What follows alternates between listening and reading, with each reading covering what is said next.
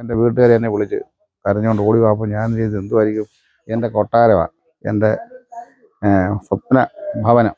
എനിക്ക് കണി കാണാൻ പോലും പറ്റാത്ത ഒരു വീടാണിത്. എനിക്ക് ഓട്ടോറിക്ഷ തൊഴിലാളി യൂണിയൻ CITU നേതൃത്വത്തിൽ അവർ എനിക്ക് വെച്ച് തന്ന വീടാണ്. എനിക്ക് അതിൽ വളരെ സന്തോഷമുണ്ട്.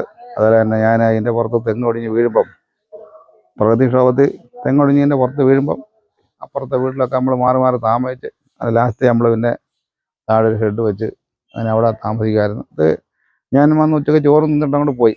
ചോറ് തിന്നിട്ട് പോയി നെല്ലിപ്പള്ളിക്ക് ഒരു ഓട്ടം പോകുമ്പോഴാണ് ഇതിൻ്റെ പുറത്ത് തെങ്ങൊടിഞ്ഞ് വീഴുന്നത്. അപ്പോൾ എൻ്റെ വീട്ടുകാർ എന്നെ വിളിച്ച് കരഞ്ഞുകൊണ്ട് ഓടി പോയപ്പോൾ ഞാൻ ചെയ്ത് എന്തുമായിരിക്കും, അപ്പോഴാണ് പറയുന്നത് ഇതേപോലെ വീടിൻ്റെ പുറത്ത് തെങ്ങൊടിഞ്ഞ് വീണ്.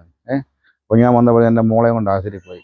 എൻ്റെ അളിയൻ്റെ മോനെ അവൾക്കുള്ള കാലയിലൊക്കെ ചെറിയ ഇതുണ്ടായിരുന്നു, തലയിലൊക്കെ ഓടൊക്കെ പൊട്ടി വീണായിരുന്നു. അപ്പോൾ ഇത് പണ്ട് ആ വീട് കംപ്ലീറ്റും തകർന്നായിരുന്നു, ഒരു സൈഡ് കംപ്ലീറ്റും തകർന്നു. അപ്പോൾ ഈ മരം വന്ന് രാമേന്ദ്ര സാറിന്റെ വീടിന്റെ മുകളിൽ പതിച്ച സമയം എന്ന് പറഞ്ഞാൽ അതൊരു ഭീകരമായ കാഴ്ചയായിരുന്നു.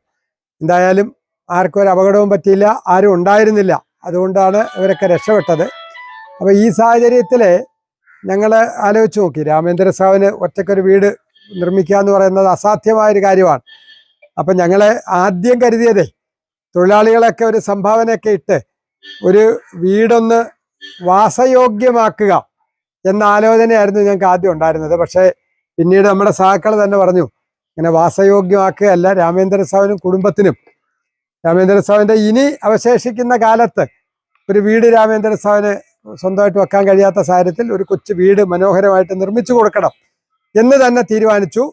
ഞങ്ങൾ ഒരു ദിവസം നമ്മുടെ CITU അംഗങ്ങളായിട്ടുള്ള പുനലൂർ ടൗണിലെ ഓട്ടോറിക്ഷക്കാർ ഓടി അവരുടെ വരുമാനം സമാഹരിച്ചപ്പോൾ 1,80,000 രൂപ കിട്ടി.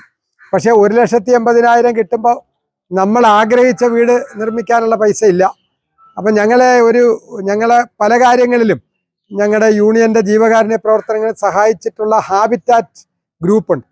അപ്പോൾ അവരെ കൊണ്ടുവന്ന ഒരു പ്ലാനൊക്കെ ഉണ്ടാക്കാൻ ശ്രമിച്ചപ്പോൾ അവരൊരു ഓഫർ ഞങ്ങളുടെ മുന്നിൽ വെച്ചു. ഈ ലേബർ ചാർജ്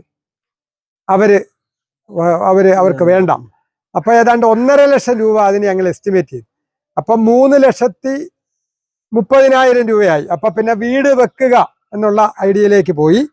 പിന്നെ ഈ വാർത്തയൊക്കെ കണ്ട് രാമേന്ദ്ര സാറിനെ അവസ്ഥ മനസ്സിലാക്കി ഞങ്ങളുടെ യൂണിയന്റെ പ്രവർത്തനങ്ങളിൽ താല്പര്യമുള്ള സുമനസ്സുകളും കൂടെ ചേർന്നപ്പോഴാണ് ഏതാണ്ട് 7.5 ലക്ഷം രൂപ ചെലവ് വരുന്ന ഒരു 600 സ്ക്വയർ ഫീറ്റ് ഉള്ള ഒരു ഭംഗിയുള്ള വീട് രാമേന്ദ്രൻ ഞങ്ങൾക്ക് എല്ലാ സംവിധാനവും. അപ്പൊ ഒരു 2 ബെഡ്റൂം, ഒരു ചെറിയ ഹാള്, കിച്ചൺ, സംവിധാനങ്ങളൊക്കെ ഉണ്ട്. ഞാൻ പ്ലെയിനും ട്രെയിനും ഓടിച്ച് ബാക്കി എല്ലാ വണ്ടികളും ഓടിക്കുന്നവനാണ് ഞാൻ എല്ലാം. അപ്പോൾ എനിക്ക് എൻ്റെ പാർട്ടിക്കാരാ കൂടെ വെച്ച് തരും. നമ്മൾ വലിയ ഡ്രൈവറാന്ന് പറഞ്ഞിട്ട് കഥയില്ല. അപ്പോൾ ഞാൻ എൻ്റെ CITക്കാരാണ് എനിക്ക് ഇവിടെ വെച്ച. ഞാൻ ഒരിക്കലും ചിന്തിച്ചില്ല, ഇവിടെ ഞാൻ വന്നിട്ട് എത്രയോ വർഷമായി. എൻ്റെ പെണ്ണുമ്പുഴയുടെ കുടുംബൂടായിരുന്നു. ഒരു ദിവസത്തെ വരുമാനം വളരെ തുച്ഛമായ വരുമാനമേ ഉള്ളൂ, കാരണം ആട്ടോയ്ക്കൊന്നും ഓട്ടമൊന്നുമില്ലല്ലേ അങ്ങനെ. അപ്പോൾ അത് നമുക്ക് അന്നൊക്കെ കൊച്ചുങ്ങളെയൊക്കെ പഠിപ്പിക്കണം, നേരത്തെയൊക്കെ അങ്ങനെയൊക്കെ ഉള്ള ബുദ്ധിമുട്ടുകളൊക്കെ ഉണ്ടായിരുന്നു.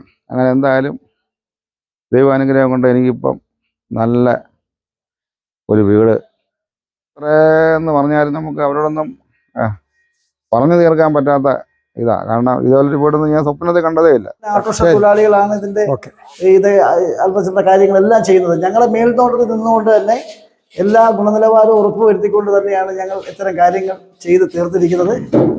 എല്ലാ ഇടപെടലുമുണ്ട്. ഓരോ ഘട്ടങ്ങളിലും ഞങ്ങൾ അതിൻ്റെ പെയിൻറ്റിങ് ആണെങ്കിലും വർക്ക് കിടക്കുന്ന സമയത്ത്, അതെല്ലാം കെത്തിൻ്റെ സമയത്താണെങ്കിലും മെറ്റീരിയൽസ് ഇറക്കുന്ന സമയത്തും എല്ലാം ഞങ്ങളുടെ ഒരു ഇടപെടൽ നടത്തിക്കൊണ്ടിരുന്നത്. കാരണം ഇതിൻ്റെ ഗുണനിലവാരം ഉറപ്പുവരുത്തണം. കാരണം ഓട്ടോറിക്ഷ ഡ്രൈവേഴ്സ് അസോസിയേഷൻ CITU വെച്ചു കൊടുക്കുന്ന വീടെന്ന് പറയുമ്പോൾ നാളെ അതിനെതിരെ പാളിച്ച സംഭവിച്ചാൽ നമ്മളെ മൊത്തം യൂണിയനെ ബാധിക്കുന്ന വിഷയമായതുകൊണ്ട് ഞങ്ങളത് വളരെ കറക്റ്റായിട്ട് ഞങ്ങൾ സഹോദരനെ പോലെ സ്നേഹിക്കുന്ന ഒരാൾക്ക് വേണ്ടി ചെയ്തു കൊടുക്കുന്ന ഒരു കാര്യമായതുകൊണ്ട് വളരെ നല്ല രീതിയിലാണ് ഞങ്ങളെല്ലാം അതിന് പ്രവർത്തിച്ചത്.